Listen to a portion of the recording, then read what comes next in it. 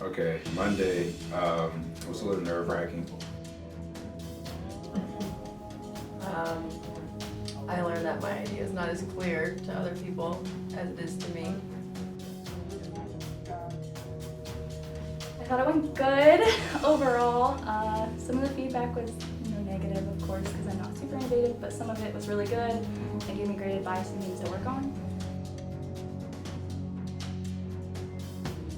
This major so small. We are all super close. We have group meet, we're talking to each other every day.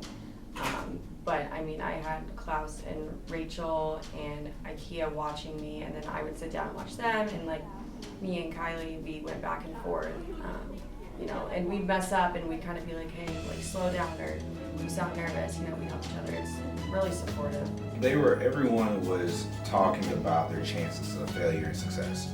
Everyone, you got some people, some groups just walking around panting, practicing and things, and you have other group of people who are just talking amongst each other. I was in that group. Some people are talking about pivoting. It's all over the place.